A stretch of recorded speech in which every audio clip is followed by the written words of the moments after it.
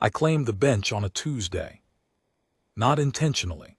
I just sat down with my coffee, and it happened to be a Tuesday, and I happened to be on the east side of Creekside Park where the old sweetgum tree drops enough shade to make the morning bearable.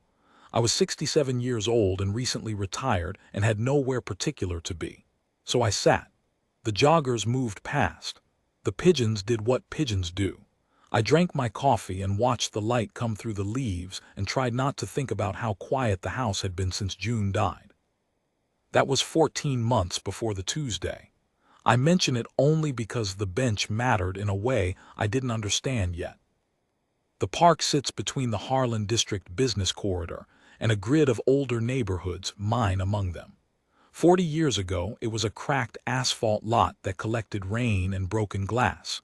What it became had nothing to do with the city and everything to do with June.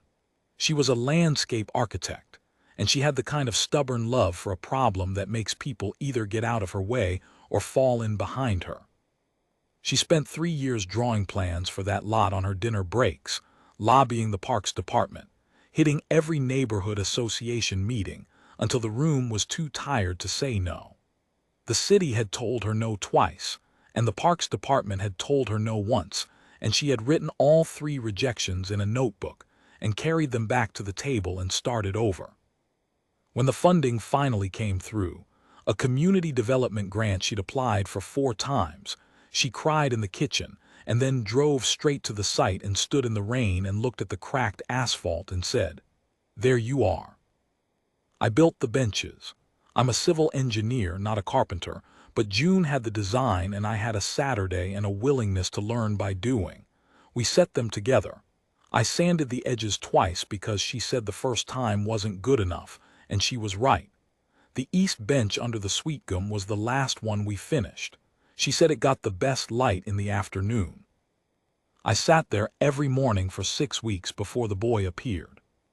He was small 8, maybe, with a backpack that was clearly too big for him, and the unhurried walk of a kid with no particular destination in mind.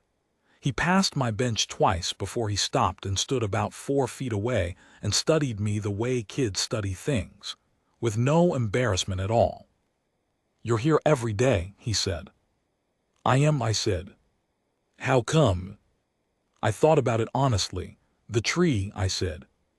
He looked up at the sweetgum. He appeared to weigh this. Then he sat down at the other end of the bench and pulled a granola bar out of the front pocket of his backpack and began eating it with great focus. He didn't ask my name and I didn't ask his. We sat there for maybe 20 minutes. When he stood up to leave, he said, "Okay," and walked off across the grass the way he'd come. He was back the next morning. His name was Owen. His babysitter, a college student named Priya, brought him to the park every morning before her first class. He was supposed to use the play structure. He had apparently decided this was not how he would be spending his time. Priya, to her credit, had figured out that Owen sitting quietly with an old man on a bench was a safer arrangement than Owen investigating the creek unsupervised, which had been the alternative. He asked good questions. Not the prying kind, the curious kind. What did I build when I worked? How long does a tree live? Whether I thought the pigeons knew each other by name or just by sight. He accepted whatever answer I gave and then went quiet and processed it, and sometimes came back a few days later with a follow-up that showed he'd been thinking it over. He brought snacks. Every day, something from the front pocket of the too big backpack. He always offered half first, and I always took it because he seemed pleased when I did. By the 3rd week, I had started bringing my own coffee in a second cup. He didn't drink coffee, he was 8, but he liked holding the cup for warmth on the cooler mornings. We didn't talk about that either. Some things you just do. The 4th week, a woman appeared. She came from the direction of the Harlan district, dressed for the office, moving the way people move when they're running between obligations. She spotted Owen on the bench, slowed, and stood at the edge of the path looking at us with an expression I couldn't quite read. Not alarmed, something more like puzzled. Owen waved, "Mom." "Priya has class," she said. "I've got 15 minutes." She glanced at me. "I'm Mara." "Walt," I said. She sat on Owen's other side, between him and the end of the bench, and he leaned against her and kept eating his granola bar without interrupting himself. She had the look of someone who was always in 3 meetings at once and had learned to be genuinely present in spite of it. She looked at the park the way you look at something you've passed 100 times and are seeing for the first time. The garden beds running along the north fence. The stone path June had insisted on. "This is a beautiful park," she said. "Yes," I said. "I've walked through it 100 times on my way to the office, and I don't think I've ever actually stopped." Owen looked up at her. "Walt built the benches," he said, as though this explained everything about why stopping was worthwhile. Her eyes moved to the bench under us, then back to me. "Did you?" "My wife designed the park," I said. "I just did the woodwork." Something crossed her face, a small recognition, not fully formed, and then her phone buzzed and she was on her feet, kissing the top of Owen's head. "45 minutes, bud. Don't go near the creek." She gave me a nod that was brief but genuine, and she was gone back toward the Harlan district. She came back the next Friday. No phone this time. She sat for 40 minutes and talked to Owen about his week and, gradually, to me about the park's history. I told her about the asphalt lot, the neighborhood meetings, June's drawings. She listened the way people listen when something is landing somewhere just out of reach. "What was the grant?" she asked. "The one that funded it." "The Harlan Community Development Fund," I said. "June applied 3 times before they said yes." She was quiet for a moment. "I know that fund," she said. I know she did. I had known it since about the second week, when Owen told me his mother ran the Harlan Foundation. I knew the name. 12 years ago, she'd been a junior program director there, just 2 years into the job, and a community garden project in a cracked asphalt lot had been one of 3 grants she championed in her first independent funding cycle. The other 2 had gone sideways for reasons outside her control. This one had come through. It had been written up in the Foundation's annual report as a model for the kind of neighborhood revitalization work they wanted to do more of. It had been a meaningful moment in what became a significant career. I didn't tell her any of that on the Friday. It wasn't the right time. I let her sit with the almost knowing. The 5th week she came 3 times, once with Owen, twice alone. The second time alone she brought her own coffee, and she sat on the bench and watched the morning for nearly an hour without looking at her phone once. She was working something out. I didn't hurry her. We talked about Owen, his questions, his particular genius for sitting still in a world that didn't value it much. We talked about the neighborhood and the way it had changed over the 40 years I'd lived there. The hardware store on Clement Street that had been there since 1971 and was now a juice bar. The way the creek ran clean now for the first time since the mill closed. She told me about growing up outside the city, the first in her family to go to college, the slow climb to a job she'd wanted since she was young. The kind of talk that doesn't happen in offices. The bench had a way of producing it.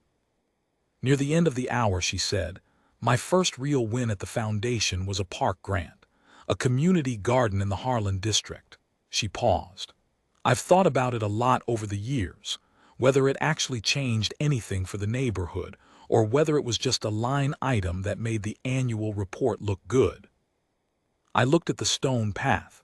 June had picked every stone herself from a yard sale in Millhaven, drove them back in the trunk of our Volvo in 3 trips. "I think it changed things," I said. She looked at me. "I think the person who got out of the car and stood in the rain on a cracked asphalt lot in the dark, I think for her it changed everything. And I think she built something that's still here. That's not nothing." Myra was quiet for a long time after that. She came back the next morning with Owen and a folder. I saw it under her arm when she was still 50 yards away, a manila folder, the kind that means someone's been in the archive.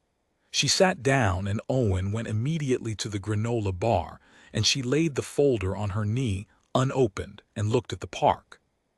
"I pulled the original grant file last night," she said. "Did you?" I said. The project lead was a landscape architect named June Greer. She glanced at me. Greer. That was June, I said. Your wife. My wife. She opened the folder. Inside was a copy of the original grant application, 47 pages in June's handwriting, the site drawings, the community survey she'd run herself over 2 summers. A photograph of the groundbreaking, June in a yellow rain jacket, knee-deep in mud, grinning. I hadn't seen that photograph in years. Mara turned it toward me slowly. I looked at June in the yellow jacket and felt the familiar thing, the missing that never quite becomes bearable, only familiar. I let it sit for a moment, and then I looked up at the sweetgum tree. She used to say this bench got the best afternoon light, I said. Mara closed the folder gently. You've been sitting on it every morning for 6 weeks, she said, and you knew the whole time who I was. Owen mentioned your name the first week, I said. Mara Solis, I know the name. You didn't say anything. It wasn't mine to say. I looked at her. You did good work 12 years ago. A lot of people on this street have been coming to this park because of a decision you made when you were young and new at the job and probably a little scared. I didn't think you needed me to tell you. I thought maybe you needed to remember it yourself. She looked at the park for a long moment, the beds, the stone path, the sweetgum, the light through the leaves. Owen was counting pigeons at the edge of the path, very seriously, moving his lips. 8, he reported, without turning around. She laughed, just once, brief and real. She pressed her fingers against the edge of the manila folder. Thank you, she said, for sitting here. It's a good bench, I said. June made sure of it. She nodded. She sat with that for a moment, the way you sit with something you're going to carry for a while. Owen came back and climbed between us and looked at the folder. Is that from when Walt's wife built the park? He said. We both looked at him. Priya told me, he said, with great satisfaction, and pulled out a granola bar and offered us each half. That was the 6th week, the morning I understood what the bench had been waiting for.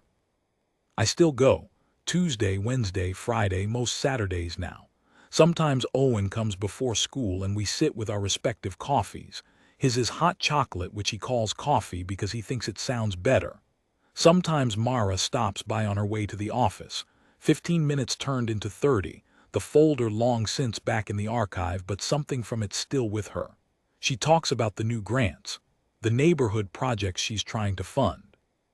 The ones that need someone with a few decades of civil engineering behind him to look over the site plans and tell her honestly whether they'll hold. I told her I'd look at the plans. I've looked at 4 of them so far. 2 were sound. 1 needed a drainage correction she hadn't caught. The 4th I'm still thinking about, the way I used to think about problems at my desk at 2 in the morning until the answer came clear. June would have had things to say about all of it. She'd have had things to say about the boy in the too big backpack especially.